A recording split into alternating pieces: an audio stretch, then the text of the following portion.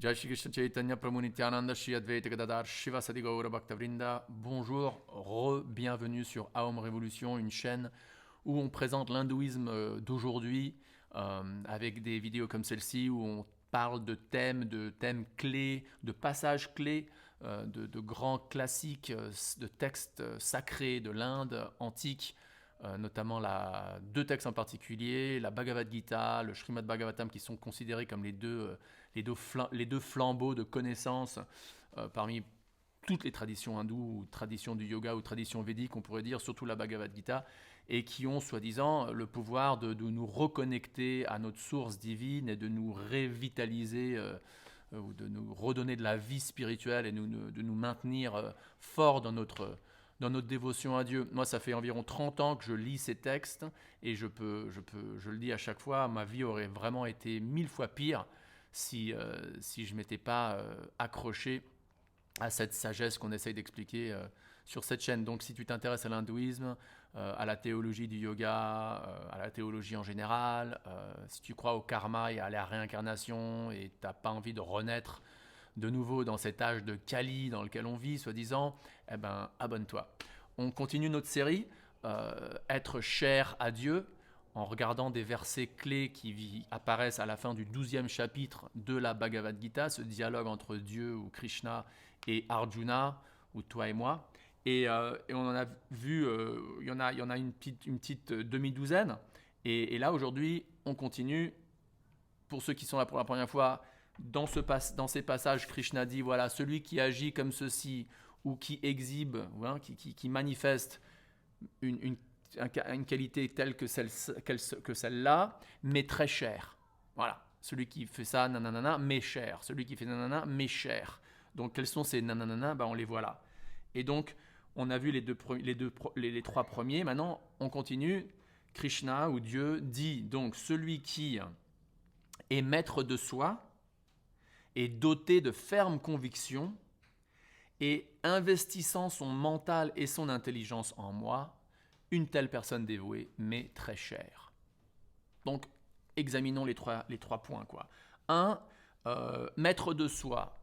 Alors, c'est dur pour les Français. C'est dur pour nous les Français parce que c'est dur, quoi. Enfin, c'est dur pour tout le monde, d'ailleurs. Mais sans contrôler son mental. Sans contrôler ses impulsions, disons, basiques, eh ben, on ne peut pas vraiment faire de progrès spirituel, on ne peut pas vraiment être super cher à Dieu, quoi. Et c'est pas que Dieu est là, oh là là, si vous a donné à vos passions, eh ben, moi je serais jaloux de vous, c'est pas ça. L'idée, c'est que Dieu comprend qu'une âme incarnée, comme toi et moi, ne peut pas être vraiment profondément satisfaite en courant derrière les objets des sens à droite et à gauche sans contrôle de soi. Et donc c'est pour le bien de l'âme que Dieu dit ça, que voilà, quelqu'un qui est maître de soi, mais cher. Donc faut que tu maîtrises tes passions, quoi, de base. C'est-à-dire, voilà, par exemple, il y en a quatre principalement. Hein. Il y a la vie sexuelle, donc on a tous l'expérience, ou ceux qui ne l'ont pas, bravo, que des relations sexuelles hors un contexte de relations intimes dédiées, style mariage, euh, ça rend pas satisfait, quoi. Si c'est juste pour l'acte sexuel, la petite satisfaction qui dure quelques secondes, quelques minutes, et après on n'est pas satisfait, quoi. Hein. Euh, donc il faut essayer de notre mieux pour être restreint dans ça. Et donc c'est pour ça qu'il y a cette notion d'institution de mariage ultimement. Enfin, pas que pour ça, mais en ce qui concerne l'impulsion sexuelle, euh, l'univers est arrangé de telle manière qu'il y a surtout chez les êtres humains, il y a cette institution de mariage. Alors après, on est dans l'âge de Kali, comme on l'a dit. Dans l'âge de Kali, presque toutes les âmes incarnées ont un sale karma au niveau relationnel. C'est-à-dire, c'est très rare de voir deux âmes dans des corps humains, par exemple, qui se marient super jeunes et qui restent satisfaits l'un avec l'autre sexuellement pendant 60 ans, et voilà, quoi. Non, la majorité des cas, c'est un symptôme de l'âge de Kali, c'est que voilà, il y a des divorces, il y a des gens qui ne sont pas satisfaits les uns les autres, et voilà. Et donc c'est un âge difficile. Faut essayer quand même. Faut essayer d'avoir des relations sexuelles dans un cadre de mariage. Je suis désolé de paraître aussi dogmatique, mais je crois que c'est scientifique ce que je dis. C'est carrément scientifique. C'est scientifique. Ou alors, si on n'est pas dans une situation comme ça, vraiment, comme il y a dans 2 points, quoi, absorber, transcender ces impulsions basses, ou en tout cas essayer essayer d'être maître de soi. Essayer de maître de soi. Isaac Newton, si je ne me trompe pas, a dit que la chose la plus difficile dans ma vie, Isaac Newton, la chose la plus difficile dans ma vie, c'était d'être célibataire. Alors encore une fois, c'est pas du tout une invitation à rester célibataire et ne pas avoir de relations sexuelles. Mais au contraire, c'est plutôt une invitation à essayer d'établir une relation stable avec un partenaire et vivre une relation monogame, comme on se dit en anglais, on dit monogamous, où tu as des relations sexuelles seulement avec cette personne-là. Et voilà, tout en ayant une base de spiritualité, parce que même dans une relation, voilà, soi-disant matériellement idéale, où il y a un mari et une femme, ou bon, bref, mais même là, à un moment, on se lasse, quoi, parce que par nature, les plaisirs des sens ne nous satisfont pas. C'est juste la nature de ce monde, quoi. On n'est jamais satisfait ultimement et pleinement en rentrant en contact, en mettant nos sens en contact avec les objets des sens. C'est juste, ça marche pas au niveau satisfaction profonde. Hein. Et donc je crois bien que c'est pour ça que Krishna ou Dieu dans la Bhagavad Gita dit, voilà, quelqu'un qui est maître de soi, quel que soit son contexte, quelles que soient les difficultés, grandes ou petites, dans lesquelles il ou elle se trouve, m'est cher. Donc on ne peut pas échapper à ça, quoi. Pour essayer d'être spirituel dans notre vie, il faut essayer. Après, personne n'est parfait, on a des chutes, ça fait rien, on se relève et on continue notre poursuite. Et il n'y a personne qui devrait nous juger, on ne devrait pas être trop difficile sur nous-mêmes non plus. Mais l'idée, c'est ça, quoi. Il faut quand même essayer d'être maître de soi, au niveau des sens, au niveau du mental. Parce que ça, c'est cher à Dieu, et c'est cher à Dieu précisément parce qu'il a compassion envers nous et il veut notre bien ultime, quoi. Et c'est pas en ayant des sens complètement incontrôlés qu'on trouvera la paix et la satisfaction. Le deuxième point, c'est être de ferme conviction. De ferme conviction. Alors, c'est pas juste du style, ouais, j'ai une ferme conviction que, je sais pas, que le vaccin, c'est mauvais pour la santé. Ou alors, j'ai une ferme conviction que, je sais pas, que la France, c'est mieux que les États-Unis. Ou j'ai une ferme conviction que j'aime Nestor. Non, c'est une ferme conviction dans ta relation avec le divin, dans ta relation avec Dieu, dans ta dévotion à Dieu. Une ferme conviction que voilà, le but de ma vie, quelle que soit ma carrière, quelle que soit ma relation, ma situation sociale, économique, etc., le but, disons, fondamental qui soutient toute ma vie, c'est une vie dédiée à Dieu. C'est cette sorte de conviction dont Krishna parle ici, et c'est une telle conviction qui lui est chère.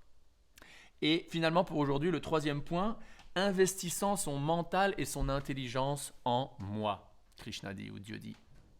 Donc, voilà, quoi, pense à moi. Hein, ça, c'est un autre verset qui vient dans la Bhagavad Gita, au 18e chapitre, verset 55. Man en sanskrit, ça veut dire le mental. Donc, man mana, donc mets ton mental, investis ton mental en moi. Donc, il le dit à plusieurs endroits dans la Bhagavad Gita, Krishna, ou Dieu.